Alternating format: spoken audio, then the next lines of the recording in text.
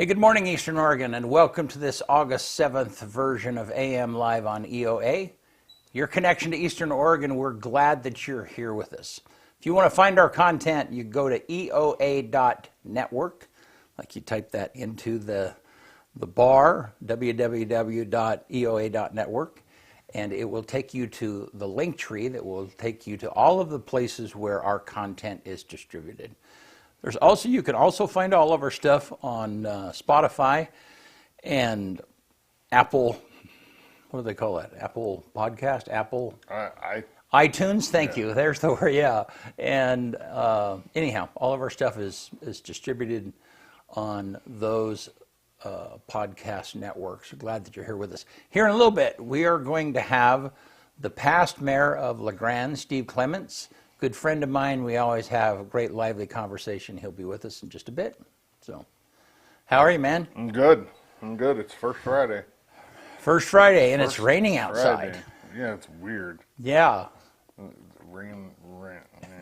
It's depressing. Yeah. No, it's supposed to be raining right now. It's supposed to be 100 degrees. Yeah. Well, I think that's it. We'll look at the weather here in just a bit, but it looks like that's what it's going to come back to. I'm okay with that. Yeah. So I'm not ready for fall yet. Yep. I need another 3 months of summer. Yeah. Yeah. So we did Bennett did a highlight reel, right? Yeah, we're not going to play it on here because it's got music. But yeah, be sure and check it out. Yeah, you can find it on our on Facebook, on Instagram. Yeah. There's two different versions of it. There's a longer form version that's landscape, and then there's a shorter version that's under a minute and profile. Yeah. And yeah, he did a great job with it. I saw both of them, and it was funny because during the actual game, I didn't really get a chance to watch the game, even though that's all it was, but some of the highlights and the touchdowns and stuff, it was pretty good. There's a big difference even when you're calling a game than sitting there watching a game. Yeah. You know what I mean? Like I don't necessarily remember a lot of the stuff when I'm sitting there talking at the same time. But if I'm sitting there actually watching, it's different. You know what I mean? I guess retention's different when you're using different parts of your brain. I suppose so. Yeah. Gotta be. Yeah. No, because in the trailer, in the control room, we're just like, okay, there was a touchdown. I mean, I couldn't, when the touchdowns were actually happening, I couldn't even tell you what team had just scored. I just knew that there was a touchdown, the score has to change, which all of that happens automatically, and hey, we got to get ready to go to a commercial right after the field goal attempt, and yeah. So the funny thing is for some reason, and I feel like we do this every year because in my head, the East should be green for some reason. I don't know why, but same thing for William, but they're not. They should be green? Yeah, that's what I feel like. East, I relate East with green. No, yeah. And West with red. No. And it's not. It's flip-flops. But we start the game and there's that touchdown right off the bat, and we're calling him the wrong name because we're like, yeah, and it was the wrong team. Yeah. But I don't know. I don't know why we do that because there's nothing to really fall back on that says, yeah. Unless, I don't know. And William does the exact same thing. And he said, in my head, I want East to be green. Huh. I don't know what it is. It's weird. Yeah. It's really weird. It is. Well, hey, you want to do sports? Let's do it. All right.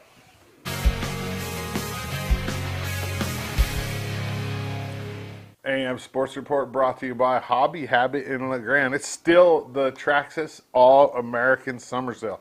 Save 10% on Traxxas, most popular models through summer. If you haven't driven a Traxxas, you have to get the Hobby Habit and get yourself one, man. These things are cool.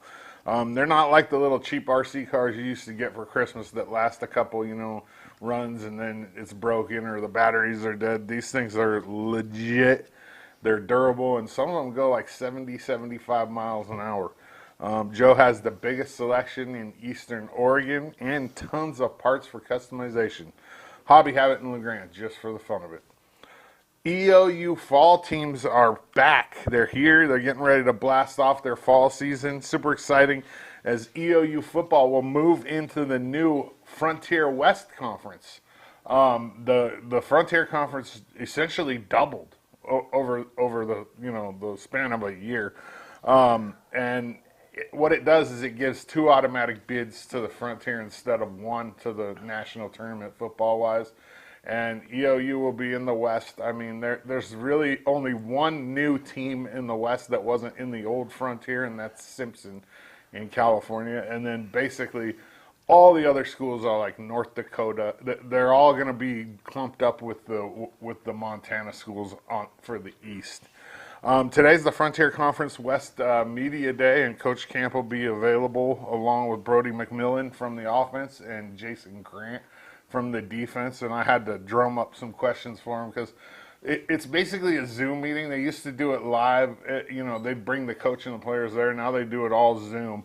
And they want, they have media people in the Zoom meeting asking questions, and all the coaches have their media people come there, and they want you to ask them a question so they can answer it in front of the other media people. So I always figure something out to ask Camp, and I don't even know what I'm going to ask him yet, but it'll probably be something to do with the quarterback, because I'm not exactly sure what they're going to do with that yet. It's a quick sports report today. The only thing going on this week, as far as like my normal coverage, is the LHS girls soccer team will take the field tonight for the first time. It's an alumni game, and that should be exciting. It's at 6 o'clock up at the middle school, and I'm looking forward to see who's going to come back and play from previous LHS teams, and I'm looking forward to seeing the new look. This team got second in the state last year. They lost in the state championship game to Marist Catholic. It was a tough game, but this team has a lot of potential. They did lose their goalkeeper, though, and that's the big question for this team in my eyes. You have Rowan Evans coming back, Peyton Daggett, among other players. I mean, there's a whole handful of players that started that are coming back, but the big loss is Lindy Isaacson at goalie, and that's going to be really hard to replace. And they pitched a lot of shutouts last year, so we'll see what they do there. I'll be up there today taking some pictures and just checking it out. It should be fun. 6 o'clock. LMS, the middle school field, is where they're playing. We'll be live streaming all of Pendleton, Baker, and LeGrand High School football games, their home games, again this year, and that's right around the corner. Baker has the lone August game. They'll play August 29th at home versus Cascade at 7 p.m., and then as we move into September, there's a ton of games. That's all I got on a Thursday. AM Sports Report brought to you by Hobby Habit, just for the fun of it. Good stuff. Yeah. Hey, Bennett, go back to that graphic real quick of Hobby Habit, will you? The car and the boat and stuff. Yeah. These look like, those don't look like models, do they? They just look like... Yeah. That's what I know. They have them to the point where they look like real vehicles. It's crazy. And they model them after actual vehicles. Yeah. That's a new Bronco. Yeah. No. Anyhow, that would be, just sounds like fun. I've driven one before. Yeah. On the coast. I raced a drone. I spanked that drone. my buddy had a drone, and another buddy of ours had one of those cars, and I got to drive the car against the drone, and it wasn't even close. It was a spank shit. But it ended up being a kind of a cool video. Yeah, I bet so. The drone chasing the car on the beach. It was pretty cool, actually. All right. Well, hey, let's take a look outside, Bennett. And there it is. It's raining, man. That's not going to stick around today, thankfully. Yeah. That's good. Yeah, it's supposed to clear up by like 9, 10 o'clock, which is coming right up. But I was looking at later in the afternoon, and it's like 1% chance of precipitation. So. Yeah. The good thing when it's raining like that, we don't have that glare on that dirty lens. That's true. You can't tell how dirty it is. Maybe hopefully get a little rain on that lens and clean it up. So, yeah. I told you before, like the expensive cameras, like the more expensive cameras than what we have up there, they have little wipers. Yeah, self-cleaning. Yeah, I've seen that. Yeah, before. it's hilarious. So, all right, well look at the graphic here. So 76 today, 46 tonight, and then it looks like it's through the rest of the weekend. Yeah, and then Sunday it's back up to the 90s, and looks like it's gonna stay in the 90s at least through the first part of next week. So I'm okay with that. yeah, but this rain is a nice little reprieve. So, all right, well, cool. Well, we're glad that you guys are here with us. Here in just a minute, we're going to take a quick break, and we'll be back with past Mayor Steve Clements. We'll be right back.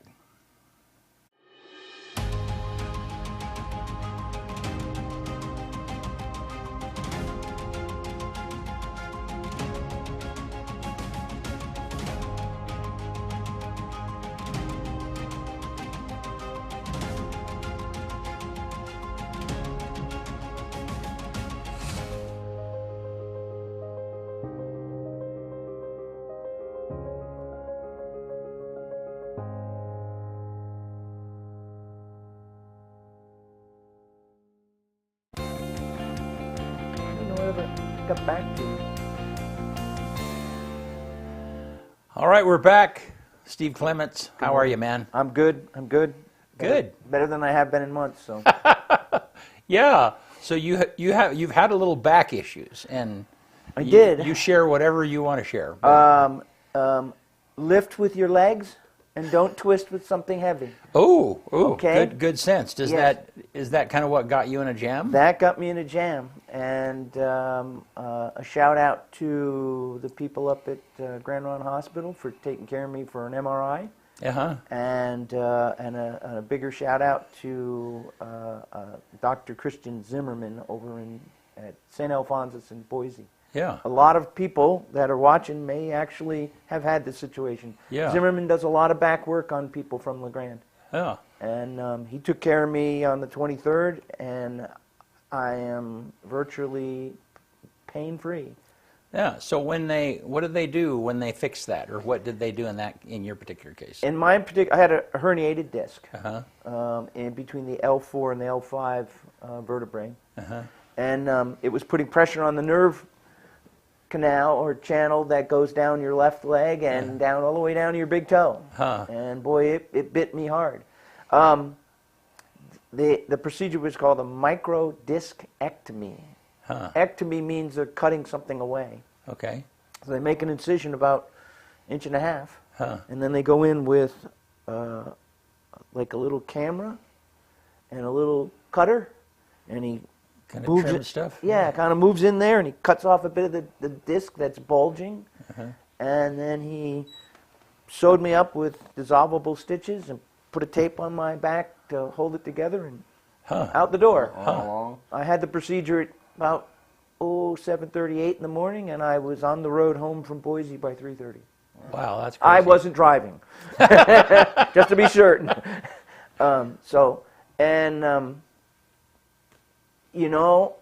They loaded me up with prescriptions for painkillers and muscle relaxants, and I never had to take a one. Yeah. He does, the work he does is so clean, no pain. Yeah. So I'm a happy man. Well, where did the Egyptian go for back pain? I have thought about that a lot. Yeah. Everything I read about herniated discs is that if you wait long enough, the herniation will actually pull back in and heal itself. I was telling you a joke. Oh. Where did the Egyptian go for back pain? No, I don't know, Kyle. Where The did chiropractor.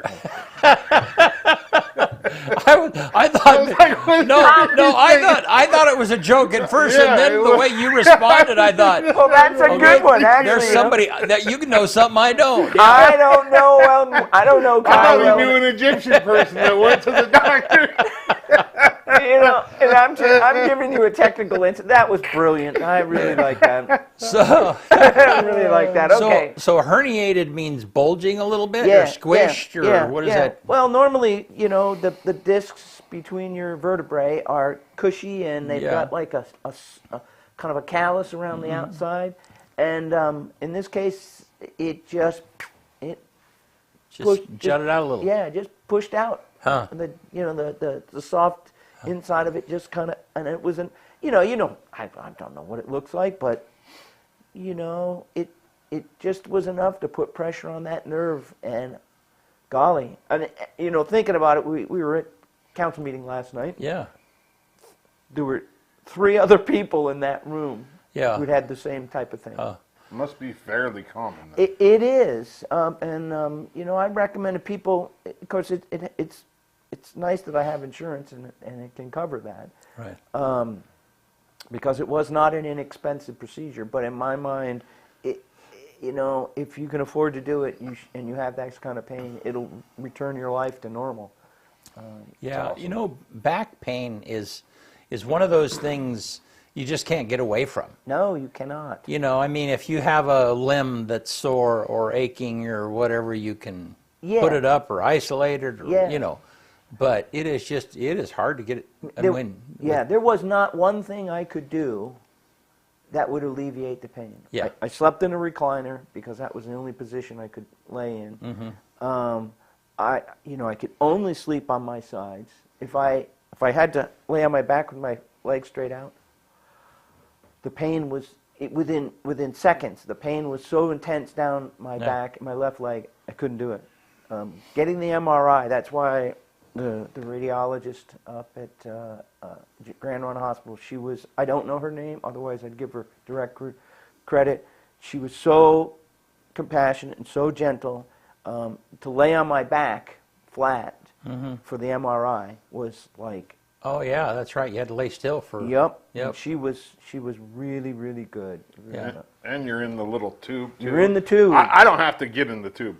I get open MRIs because of my height and my size. Oh yeah, okay. I don't fit in them tubes, thankfully, because that would not be fun. Well, you put the earplugs in because it ding, ding, ding, ding, ding. Yeah. And I just close my eyes because if you open them up once, the thing is right here. Yeah. You cannot be claustrophobic in an MRI. The good thing about the open ones is they're still pretty close to you, but there's no side. Because that's my issue. My shoulders are way too wide. Right. And if I tried to get in one of those, I'd be like this. So what do you do? You stand up and it just rotates? No, you're still laying down. It's just open. It doesn't go completely around you. Okay. Yeah. So, you still got it pretty close to you here, but there's not, sides to it. Does the thing move? It kind of does weird. It does a bunch of weird motions to make up for the fact that it doesn't have... But I'm good now. Good. How about you? We're good. We just got, you and I were talking about various topics offline. Yes. And... we just got done with the Shrine Football, which is our biggest production event of the year. Right, calling the green is west and red is east. And that's not my department, that's right. but no, that's we have a crew of 15 to do that game. Wow. Yeah, it's just a gigantic. Was that here at Communities? They practice all week here. Okay. But the actual game is at Bulldog Stadium in Baker. Baker. Yeah. Nice. Yeah. Nice. So and they have. The town they have built a lot of their tradition and economy around that game. Really? Yeah. So that's a state level game, I'm assuming. Correct. Right. And it's a high school level? Yep. So they take a group of players from the west side and they take a group of players from the east side. Who won? Sorry. The West. The West by 1 point. Oh. Yeah, it was a close game. No, right? 26-21. Okay, 20. Sorry. Yeah. Sorry. So that's pretty cool. So they've always had this state level game in Baker City. Yeah. That's really for over 50 years. Really? It's been going on for 72 or 73 years, and it's been in Baker for over 50. How did it end up being 26-21? I lost track of. I don't know. I don't remember. Well, that's a good thing.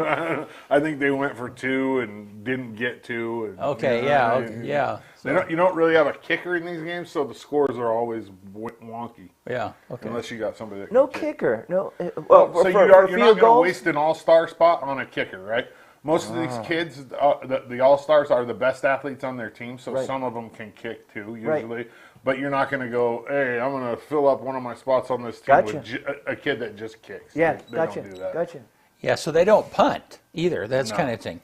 Yeah, so So on a fourth down, how do it's a they do turnover that? I to can't the remember other it. team? It's yardage from, so on fourth down, if you say you want to punt, Right. it's a faux punt or a faux Right, punt. yeah. And they just take it a certain amount of yards. I think it's 40 yards away, Right. And then the other team gets the ball. Yeah. Well, that's I learned something new every day. Yeah, there's Well, That's pretty a cool. lot of times they go for it. Yeah, see, I learned that. I learned that when I was in the control room at the game. It's Yeah. like, okay, that's. No I mean, punting, no kicking, yeah, no field goals. but my, when we're in the truck, our attention is so far away from the mechanics of the game. Yeah, It's I can like, imagine. I mean, so Well, then people who are watching don't understand the studio, but Yeah. I mean, it's fairly sophisticated. This is not your home camera setup. There's 3 cameras and No, there's there's light. 5, okay. three that I can. Actually, there's 6. yeah. So go to the God shot, we call it again, There's Bennett, one. real quick. Yeah. Yeah, we're on it right now. Okay. So there's one way up in the very corner. Yeah. Okay. And in this thing right in front of us, there's There's 3. Right. 3 cameras here. Yep. And then One over here. one over there, that's yours. Right. Yeah. So anyhow, 2 Right. over there. Right. yeah, there's So a how lot many to it. cameras do you have when you do a football We have game? 6. When you're doing a football game. Yeah, but there's 4 operated. There's Okay. There's three in the stand, and then there's a rover camera. I was going to guy say on the field. you've got one that's mobile. Yeah, and then just to get one pointed back toward the announcer, and then just a wide shot field camera. Okay. So.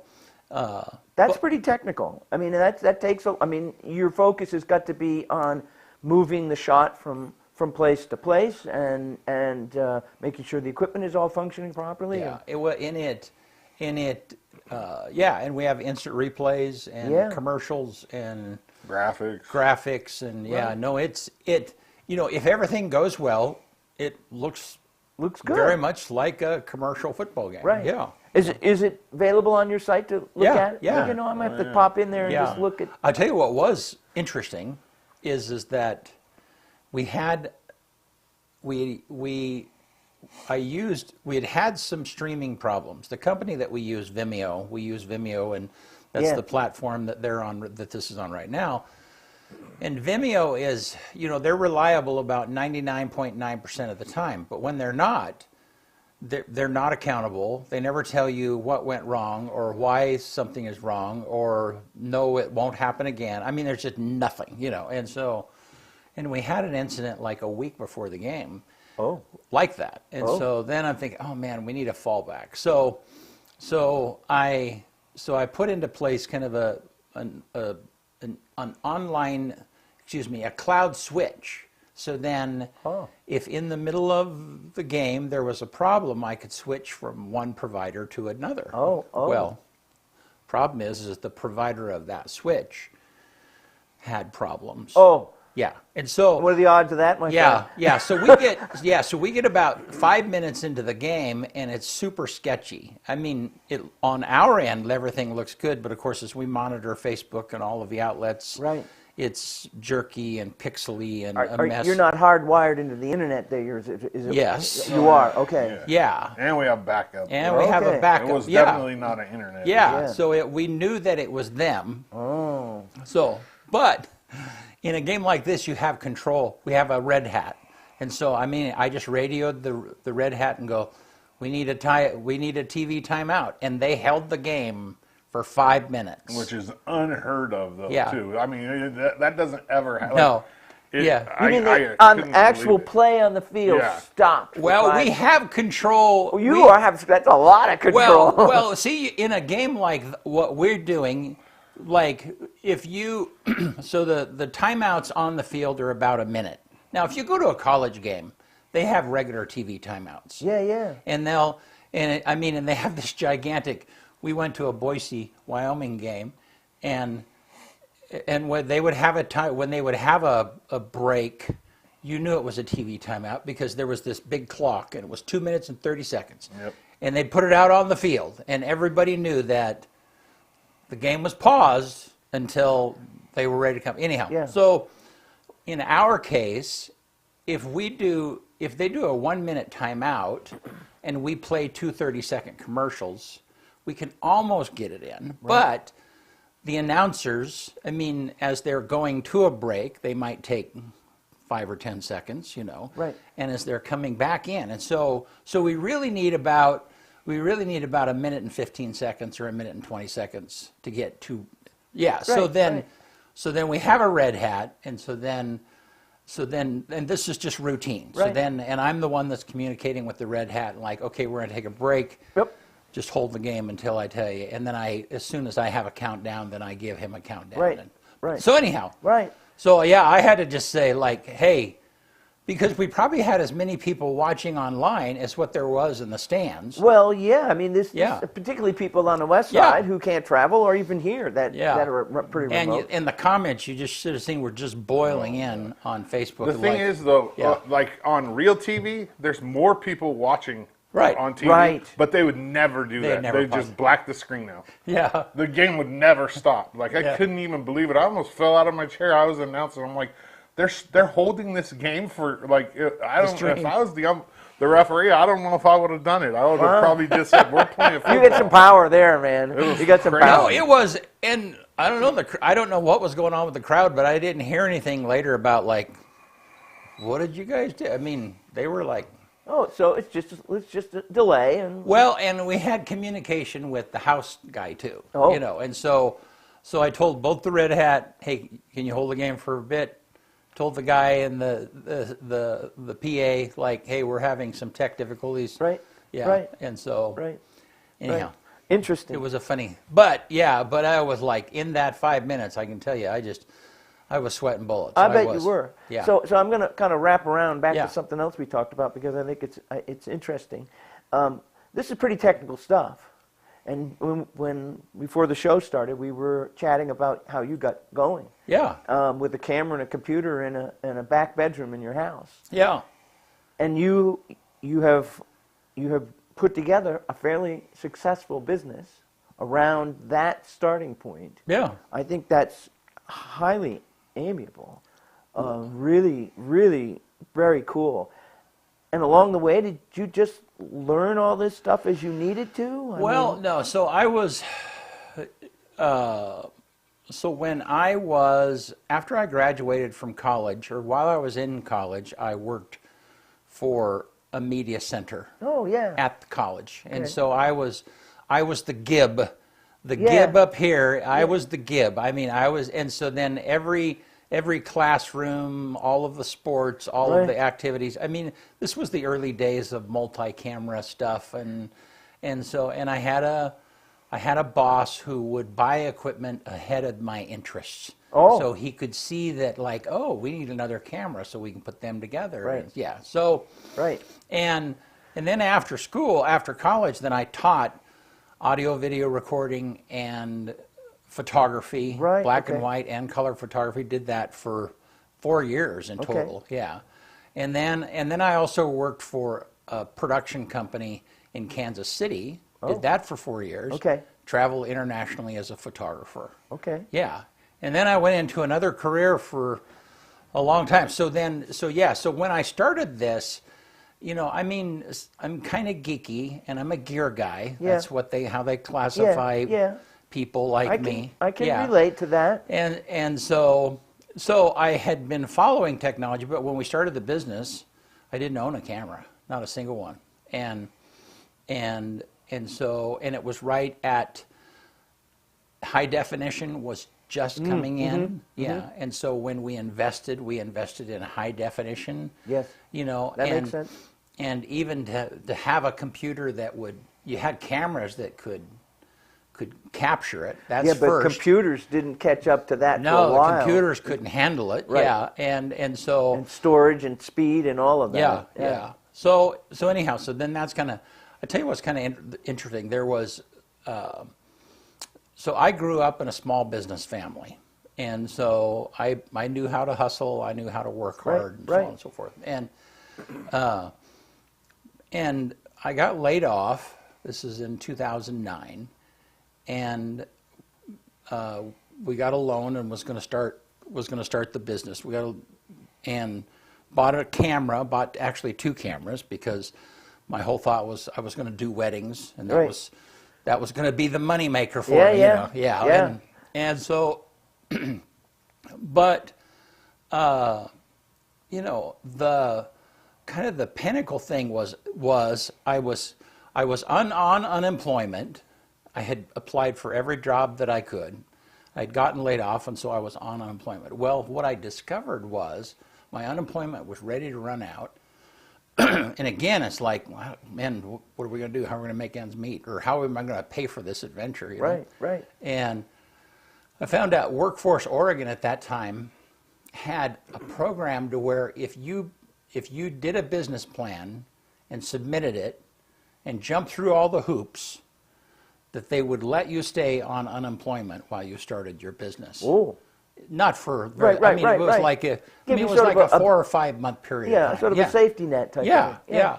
And man, that was just the crux. It was like it was just enough to carry you. Enough to keep going. And, and good story. But that was I had never done a business plan. I mean, and it's important to do one. It is, and it's brutal. It's not easy.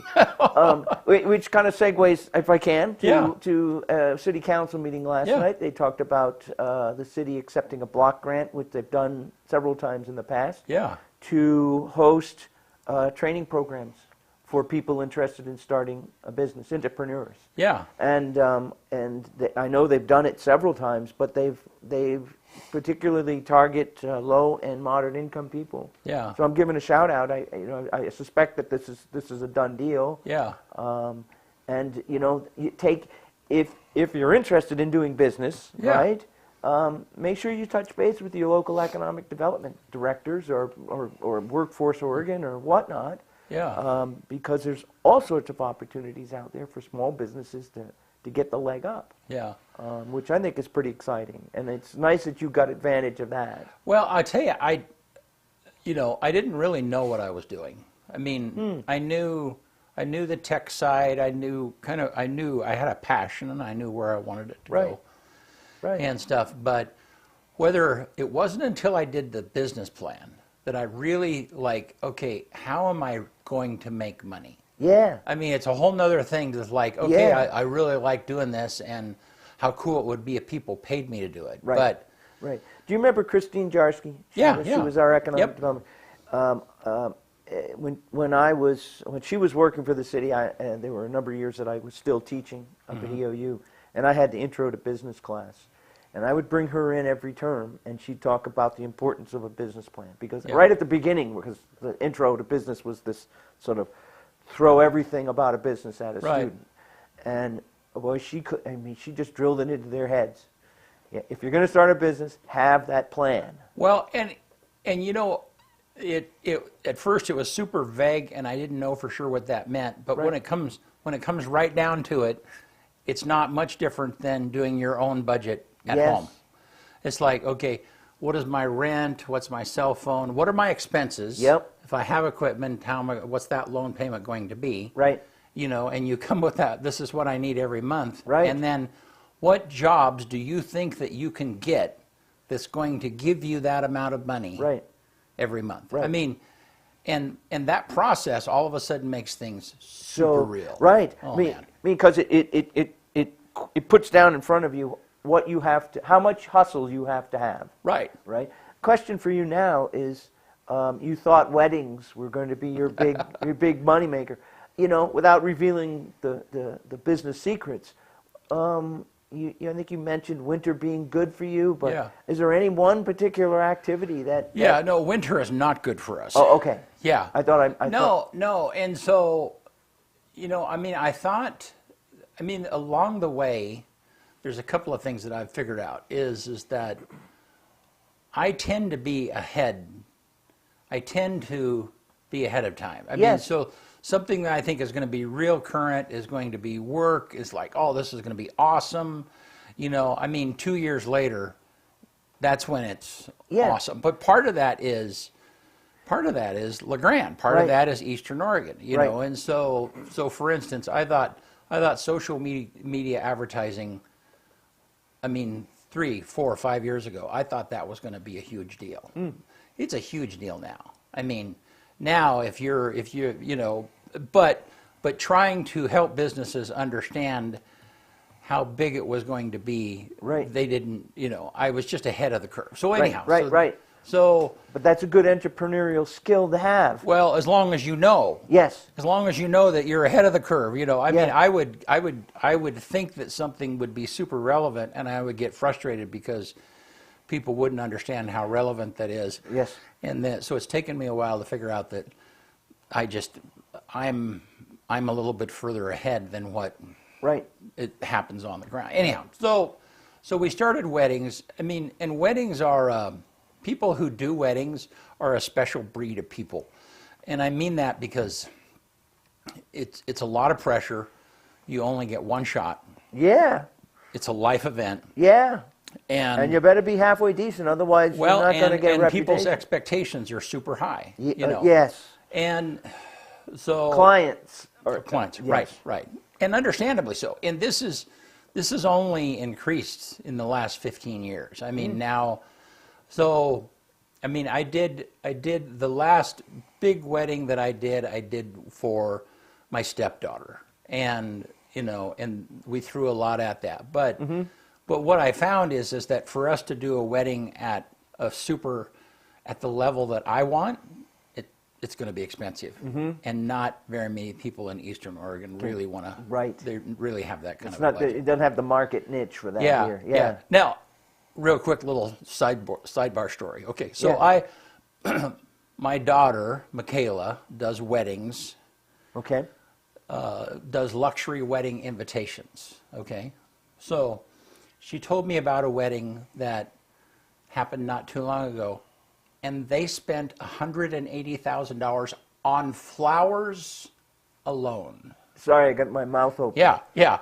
That's a luxury wedding. Well, I mean, she did her, you know, she does the paper products and a lot of that stuff. But there are people, not here, but there are people out there that spend, you know, they'll spend $500,000, $1 million bucks. Now, isn't it tradition for the wife, the bride's family to pay for that type of thing? Yeah. I'm sure glad I have a son. Anyhow, so it just wasn't really much of a moneymaker at the end of the day, you know. But you have enough, you know, you got feelers out there in different areas. I know we hired you for the sound system at the Friends of Lad Marsh annual bird festival, and that was the best sound system that we'd had in a long time. Well, and you know what's happened over a period of time is. And this kind of comes back to my AV days at the university, at college, you know.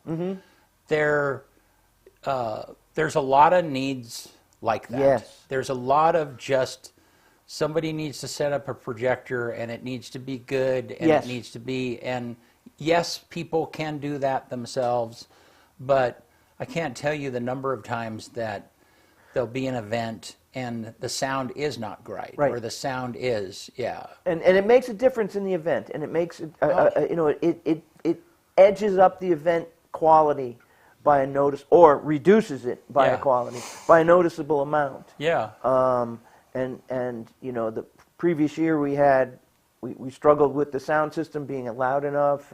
We had we had a compounded by someone who was speaking very softly, but this year. You know, the wireless mic, the sound, the quality of the sound, it was fantastic, and you know, was really reasonably priced. So I don't know how you got away with that. Well, I'll tell you just a funny little story. So we became a member of the Baker City Chamber of Commerce. So okay. And if you're out there in Baker City, we're going to be in your neighborhood more in the sense of that we're going to be interviewing people from Baker City and involved in Baker City stuff. Cool. It's going to be more on this show. Anyhow, so went to the Baker Chamber of Commerce thing, and not many. I mean, some people know me over there, but not a huge amount, you know. And so, and And I'm thinking, okay, I'm just going to go. This is great. I'm just going to go to an event. I'm not involved in any of the tech. I don't have to worry about anything. Right, you know? right. So, Right. And I get there, and they're having troubles with their sound system. Uh-huh. And I mean, and they get ready to present the awards, and this is a fairly sizable room. Don't go there, Brent. And you can't hear anybody. Oh. Yeah. Oh. And so I turned to somebody next to me, and I was like, "How long do you think the program's going to be on?" And at first he thought I was like wanting to get out of there. He was the one guy I knew that was there. He goes, "Oh, I don't know, probably 20, 25 minutes, you know." And I said, "Well, I have a portable sound system." Oh. In the car. Oh, nice. Do you think that? Nice. And 3 tables went. You know, they overheard me. Yeah. Yeah. So in the middle of the event, I have a little battery operated system that I use actually for Legrand Rotary. Right. And so I mean, they're going on. I bring in the speaker, and I mean, I just presume. And anyhow, it was. And you stepped in, and all of a sudden you expanded your market area from LeGrand to Baker City, dude. It was nice. Christopher Hobson, if you're out there and you see this, yeah, he threw me a credit, and nice. and it was appreciation and Yes. stuff. But still, it's those. Just the point of that is that it happens all the time. Right, and for people in Baker City or elsewhere in Northeast Oregon, this is the guy. Honestly, Brent, you do really high quality stuff. The sound system that we borrowed, the show, for instance, you can't go wrong with working with Brent. But there's the other thing that's critical. I think he's just a great guy. I've known you for a bunch of years, and it just gets better and better to hang out and chat with you, but also to get to know you more. Your story about starting up the business was just brilliant. Yeah. So. Well, thank you. I think I just care. Yeah. I mean, that's the thing for me is that I'm constantly, and so then when I don't get good customer service, I get frustrated sometimes. Yes. Because it's important for me to get what it is that I'm giving to others. Right. And so then when I'm involved in solving a problem for a customer, whatever it might be, I'm constantly thinking about how would I want to be served. Yeah, and I'm just thinking about that now. I bet that's the way you operate, and you operate it because it makes you feel good. Yeah. It's not and so it's like this snowball effect. If I do good work, it makes me feel good, so I'm just going to keep doing good work. And that's a great personality trait. The but is, but sometimes you end up you work really hard and people don't even know what you did for them. Yeah, it's all kind of behind the scenes, yeah, dude. because it's like you don't notice a sound man until he does something wrong. It squawks or you can't hear, Yes. If you go to an event and everything technically is, and you didn't notice the lights not being on, or you didn't Right. notice the sound, or Right. you didn't, then, yeah. So it's just kind of in the nature of stuff. Yeah, but it's the behind the scenes that are important, and you don't mind doing that, but you do it so well. Yeah, thank you. That it feeds your personality. And I think that's really cool. Well, and going back to the business aspect of it, another key point was when we started doing the city council meetings for Legrand. Yes. And at first it was recording them.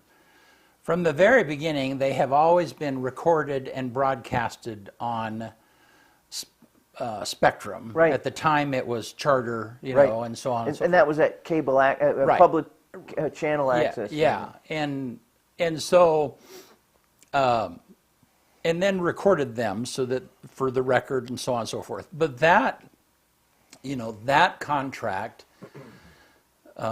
and other contracts like that, and that monthly income. Yeah. I didn't realize it at the time. It's meat and potatoes stuff. Yeah. But it creates, for any business, it creates this base Yeah. of like, okay, I can pay insurance, I can pay the rent, I can pay Yeah. the cell phone bill, I can pay, And so then whatever that stuff is that accumulates, it might not be very exciting, Right. but it happens every month and it's regular. Right. And it kind of builds this Yes. this base for Yeah. the fun fluff stuff. Right. You can't do the fun fluff stuff if you don't, have that some base. kind of a Yeah, and I could see that being pretty critical Yeah. for a service-based business like this Yeah. versus a merchandise-based Yeah. business. If you got to just sell so many boxes of cereal if you're Safeway. Yeah. Right. For you, having some set contracts gives you that base, that foundation of known income. Right. And fortunately, you probably got a handful or so of them that really work well for you.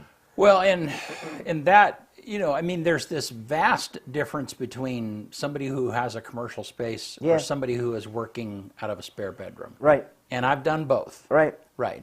And I mean, if you have a home-based business and you still have a job, you have another job and you're just doing this on the side, Yes. then You've got that base. yeah, You've yeah, got that you've got foundation. and you can do it occasionally. I mean, you can have fun with it and Yeah. and make money for a bit, and then the ups and downs doesn't bother you because you have some kind of Yeah, regular you got that something that net Yeah. below you. Yeah. So Yeah. Interesting conversation about business and Yeah. your background. I appreciate that. the other thing just one more thing that I really appreciated is people, genuine entrepreneurs that just start something from nothing. Yeah. And I didn't know that's what I was until I got into it a little bit. Right. And and I admire that too for this reason, that I don't have that kind of personality. yeah. I've never been particularly creative with something. I think I'm a reasonable problem solver, but I can never get my mind around something that could be more Yeah. and could make a living. So I really appreciate that piece of it. Well, and what I learned when I served on the Grand Main Street Board downtown and Chamber of Commerce and Right. so on and so forth is we need the voices of genuine entrepreneurs, because for somebody who has not experienced that and they don't understand it, it's just very difficult for them to understand. Yes. And when I would sit on the boards with people who had a regular job and they had a regular income, there was just no way that they could understand the risk that an entrepreneur was taking. Yes. Yeah, and Yes. so which kind of comes back to those grants, Right. Those particular, yeah, Right. And in those grants, and I think that's a really important role of government. yeah, And government resources is to lessen some of the risk that businesses and entrepreneurs take on, and it lessens it. It gives them just enough that they can, put their own effort into it and succeed, Yeah. or make something happen, Yeah. Without risking everything or losing their, Right. losing that foundation in which they have, a backup. So yeah, government gets involved to the point of reducing the risk of and making it acceptable for people to take on the entrepreneurial role. So I appreciate that too. Yeah, well, and the biggest entrepreneurs in the valley are the ones that have that 20 square miles of farmland out there, whatever that might bet. be. I Yeah. don't know if I ever told you, I worked for Extension Service years ago, early 90s, about 92 to 98. I gained an incredible admiration for the agricultural community in this Yeah. valley and what it does and the risks it takes and the innovative and changeable nature of those people, and Right. how they'll look at something and go, remember when mint was big? Yeah. Like we had mint everywhere. And they grabbed that market and they ran and they shook it. Yeah. And then all of a sudden the mint market dropped down and now you see sunflowers out there. Yeah. And so entrepreneurs at the heart. No, yeah, and I don't, I mean, I grew up around agriculture and ranching in Wyoming, Yeah. but not to the depth of what I have learned, And I mean, last night in the council meeting, I mentioned, that as a business owner, when somebody points out inefficiencies in our business or whatever the case may be, and you do know this is all I do. do. This is all I think about. And those farmers are the same way. I mean, when they're at night and it's dark and they're in front of the TV or whatever they're doing to chill and relax a little bit, all they're thinking about is, what am I going to grow next year? Is it going to yield better? Yes. What am I going to do in this field that I didn't do? I mean, it's all they're thinking about. Yeah. Well, and you know, your business is successful because I suspect that you spend a bit of time when you're watching the TV, thinking about the different aspects of your business and how you're going to either grow it or reduce it, or what new equipment do I need. I don't know whether it was in the context of this, but you said, "Hey, I'm looking out 2 years." Yeah. And if you're not, the farmer's looking out next season, you're looking out 2 years because technology is that way. That's the sign of a good business manager and a good business owner and an entrepreneur. Yeah. And I really, I've said this several times. I really admire that because I don't have that. I mean, I can solve problems and I can work like the devil when I need to, but I it's just one of those things I don't do well. Well, many things that I don't do well. So I have to give credit to Tanya, my wife, also, because she is not an entrepreneur. I mean, she wanted me to be happy, and so she encouraged me to do this and so on and so forth. But her taking risks that's not her thing. Right. I mean, that's not. But so, and again, so we started the business as a sole proprietor, and then somewhere along the line we organized as a LLC. Yeah. And in that point, then she and I became 50-50 partners. Yeah. Okay. And so she works a full-time job, and so which is part of that base. Yes. Gives us part of that base. And so, but she's here almost every day, looking at the books and looking on why I spent what I spent and did I really need to, and looking. I mean, she's the one that's like, okay, it's the 15th of the month. These are payroll. Right. Payroll is in 10 days. What do we have coming in? What's your plan? What are you? I mean, and. I mean, and she's and the mechanics are just as important as the forethought and the technological ability. Yeah. That back room stuff, that behind the scenes stuff that helps a business survive and prosper like that. Yeah. Because if somebody wasn't watching the beans, the jar might empty out. Well, and I describe Tanya's personality in that she's quiet until she's not. I'm not going to go any deeper than that there, Brett. But thank you, Tanya, because you got the guy's back, and that's good. Yeah. So that's anyhow. Yeah. No. So, well, let's talk about economic development. We got just a little bit more time. Okay. Yeah. That is such a vague, mushy. I can't tell you how many times I got into trouble just because of that sort of definition, vague, mushy. What is economic development? Well, and I mean, as Timothy Bishop last night was talking about these grants and the lingo, and it's the lingo that economic development people use. Yeah.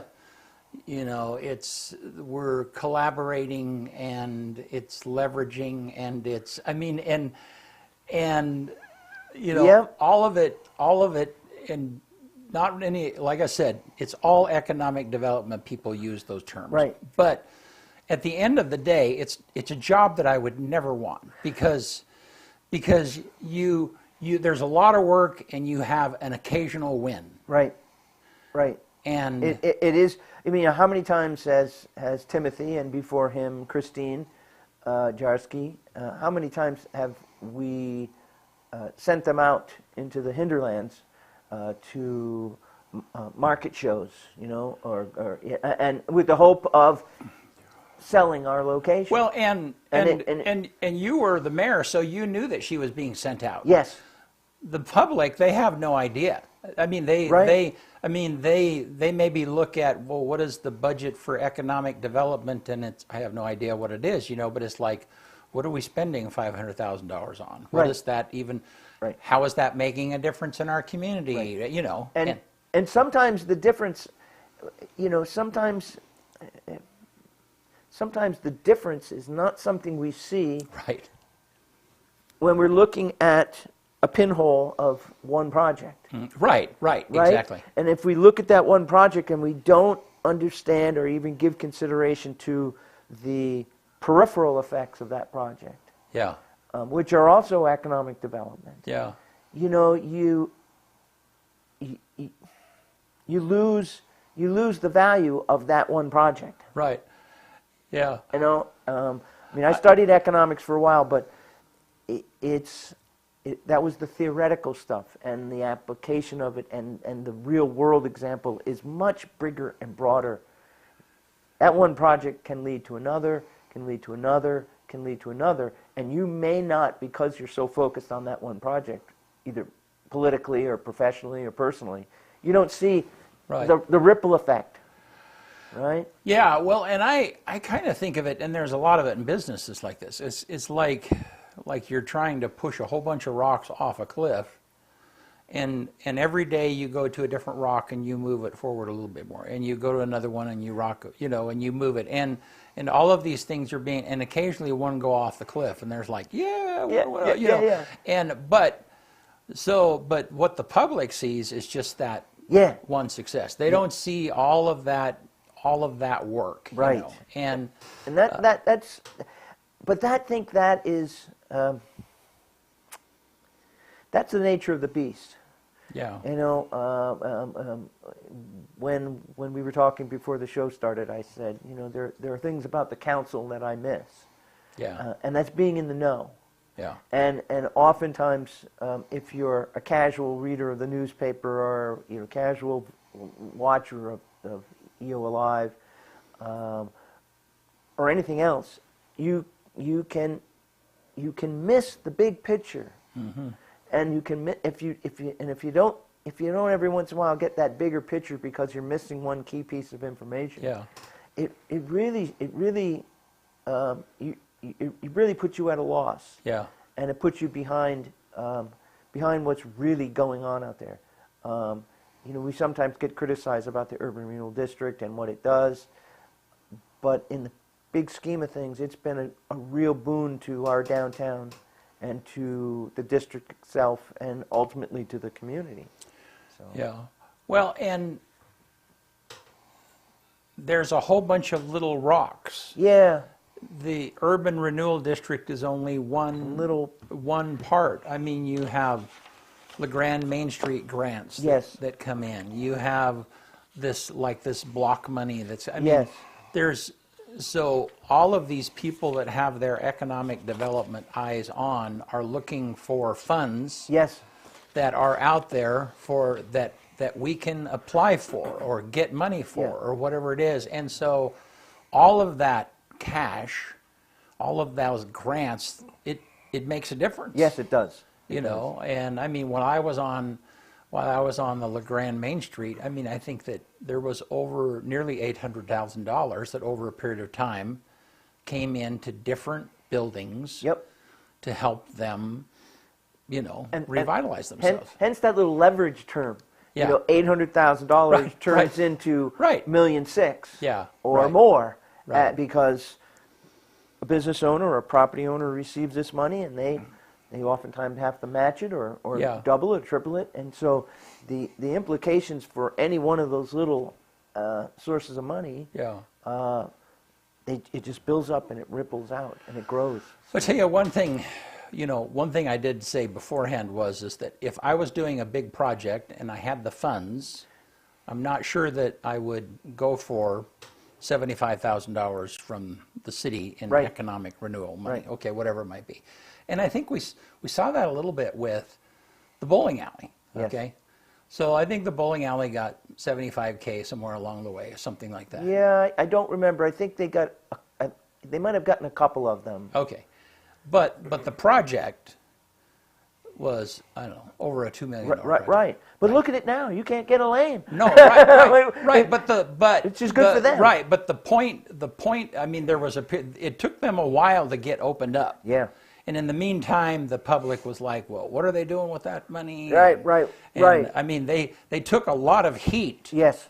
For not opening as quickly as what everybody might have wanted. Right. You know. Well, the city took a lot of heat as well. Right. Because what are you giving them money for? They're not open yet. Right. But I guess I'm just, if I were in a, if I were funding a $2 million project, I think I'd look for $150K somewhere else that didn't quite come up with so much criticism. Right. Is the bottom line. Right. Yeah. Right. Because once you take money from the public, you're in the public eye. Right. Right.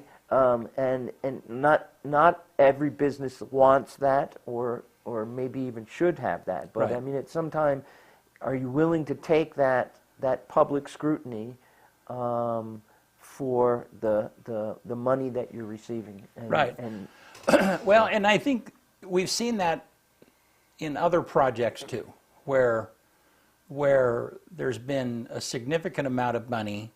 I mean, I'm thinking of the underground. The Yes. amount of money that was invested in that building and so on, and then they had a very small percentage of their entire expense came through economic development. Right. And again, but it took a while for that to develop and get spent. Right. I don't know. I have seen that trend happen a couple of different times. it's unfortunate, I Yeah. think, and I mean, I'm guilty for the criticism myself. Yeah. I mean, I'll admit that piece of it. But part of that, I think, part of that perspective is, again, not having a fuller picture Right. of the implications of a project that you're investing in or that the community is investing in. Yeah. And once, I can't tell you how many times that there'll be one or two pieces of information that become available to me that completely change my perspective on something. Yeah. And so having, I guess the upshot of this is, don't be too critical of something until you've explored it a little bit further and Yeah. understand the fuller elements of it. And running a business, local community projects, the ripple effects of doing those that Yeah. I mean are unbelievable and justifiable. Well, and we got to quit, but the measure of, let's take like the bowling alley, the measure of impact. I mean, now it's like we're used to it. Yeah. It's old news. Yeah. It's like, And it's so successful that Right. people are happy. Right, but when you go into that place and you look at it and you go, wow, somebody did this. Yeah. So, I mean, you look at the ceilings, you look at the textures and the lanes, and you look at, it's like somebody did this because they had a passion to do it. But the impact that business has, and others, have made on LeGrand, even over the last 10 years, is, I mean, LeGrand looks differently. I mean, you can look at the stats and go, well, the population hasn't changed, or we're this or that. I mean, it's easy to look at, but it feels a lot differently than it did 10 years ago. It feels vital. It feels vibrant. It feels like it's not, for a small town in Eastern Oregon, it's not losing steam at all. No, I mean, and even though the store is closed, I mean, this store, this store, and the underground, and the print press, the press room, and Evermind Press, and the bowling alley, and there's a number of the Chachis corner, the white, you know what I'm talking about, the local, the landing and the ice cream place. I mean, we've got some great anchor businesses. Right, all of those are individuals who have just they've dug in their heels and groups of people, and they've invested and locally. done something that personally they would gain from, that has had huge implications for the community. Well, and sometimes they're not gaining. I No. mean, I can tell you, like, I mean, the Williamsons that own Evermind Press, and Right. I mean, those people have invested more in that building than they will ever get back. I know, but look, I really admire what they've done. Absolutely. I mean, they took a building that had a kind of a nasty facade and brought it back to its original. And Burgoyne's that have the corner building, that have the cloud gifts. And, yes, yeah, and repointed the brick and turned it. People that just have a passion for a vision. Taking an old building and fixing it up. Yeah. I mean, I love what they did on that corner thing. And then looks like they've either got some short-term rentals or they've got housing right there. But again, I can tell you they've invested way more money than they will ever get back, just because they have a passion for doing nice things. Yes, I hope they get the money back. I do too. Yeah. Well, hey, Steve, thank you, we man. just chewed up 40 minutes of time, which is I like doing that. Yeah, thanks. Well, I'm glad you're back and glad you're feeling better. Thanks you. Yeah, thanks for jumping in. Thanks for having me on. Yeah. Appreciate it. All right, you want to get us out of here? Let's do it. On this day, August 7th, 1782, Commander of the Continental Army, George Washington, creates 2 honorary badges of distinction and a badge of military merit, which is now known as the Purple Heart. It's the first time military awards are presented to common soldiers. 1944, on this day, IBM dedicates the first program-controlled calculator, the Automatic Sequence-Controlled Calculator, known best as the Harvard Mark I. 1959, on this day, Explorer 6 transmits the first TV photo of Earth from space. 1990, on this day, U.S. troops deploy to Saudi Arabia, beginning Operation Desert Shield. The #1 song in America on this day in 1985 is Shout by Tears for Fears. And then the quote comes from Marcus Aurelius: "The happiness of your life depends on the quality of your thoughts." One more time. The happiness of your life depends upon the quality of your thoughts. All right, good stuff. Yes. Thank you, man. And that quote was exactly kind of the stuff that we were talking about. That's right. Good thoughts will have an effect on the quality of your life. So thank you for that. Yeah, you bet. Thank you guys for being here with us. Yep. We'll see you next Tuesday.